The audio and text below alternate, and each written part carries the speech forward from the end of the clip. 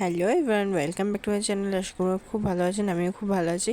তো আজকে কী কী রান্না করেছে দেখো। গোপালকে ভোগ দিয়েছে যেগুলো, খিচুড়ি, তারপরে হলো ফল টল কেটে দিয়েছি, মানে আম আর কলাই কেটে দিয়েছি, আর বেশি কিছু দিইনি।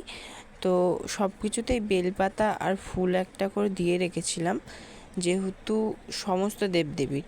আর এই থালিটা মা কালীর জন্য তৈরি করেছি, যেহেতু আমি কালী ঠাকুর আর গোপালের জন্য মেনলি করেছি ভোগটা। তো কালী ঠাকুরের জন্য এই প্লেটটা তৈরি করেছি। তো ওর জন্য জবা ফুল দিয়ে দিয়েছি, আর বাতাসা দিতে হয় একটা, না হলে নাকি হয় না, মিষ্টি জিনিস কিছু একটা দিতে হয়।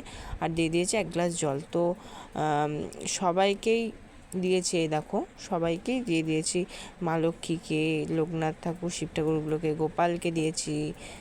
বললাম যে গোপাল আর কালীর জন্যই করেছিলাম। তো আজকের মতো একটুখানি টাটা।